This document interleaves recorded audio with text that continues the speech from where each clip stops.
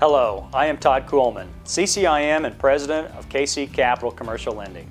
Today, the availability of financing for commercial real estate investment has become as important, if not more important, than the investment itself. Many buyers and brokers are frustrated because loan parameters have changed so drastically.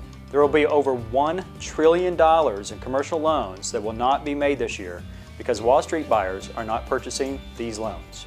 Contrary to popular opinion, there is still money out there for good investments if you understand the current lending market and can structure your deal to fit this market.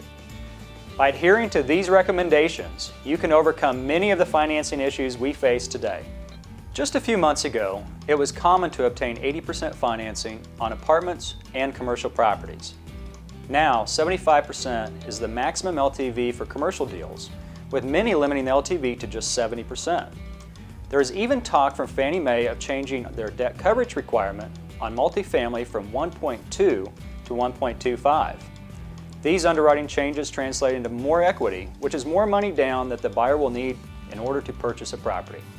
Agency and portfolio lenders are taking a closer look at the creditworthiness of all borrowers. Even on non-recourse loans, borrowers with credit scores below 680 are finding it more and more difficult to obtain financing. Appraisers are applying higher cap rates to the income analysis in their reports, resulting in lower appraised values from just 6 months ago. This trend is likely to continue. If a lender is financing a property being sold at a low cap rate, they will have to ensure that the borrower is prepared to put more equity in the deal or confirm that the seller is willing to negotiate if the value comes in lower than the sales price. Non-recourse loans are becoming difficult to find for many commercial properties. When non-recourse is simply not available, we recommend our clients close on a short 3 to 5 year fixed loan with flexible prepayment options and recourse until the conduits start lending again. This way, the borrower can reevaluate their loan options in just 2 or 3 years and be able to refinance with a non-recourse loan at that time with little to no prepayment penalty. Some of the highest default rates among commercial loans are from borrowers purchasing properties in out-of-state markets in which they have no experience in. Because of this, inexperienced out-of-state borrowers are having a greater difficulty in finding financing than local and experienced borrowers.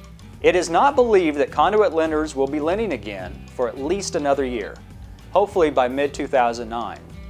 Because of the huge demand created by the absence of the conduit lenders, banks and life companies are seeing a lot of deals, which allows them to be very picky on what they will lend on.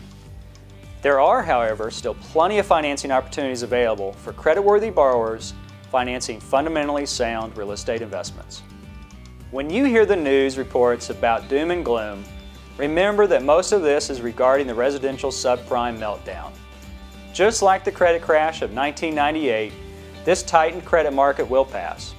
Hopefully my recommendations will help you through this market and actually show you this can be a great opportunity to profit from these changes. For more information on the current lending market, please contact one of our commercial loan specialists at kccapital.com or request a copy of our free DVD. Thank you.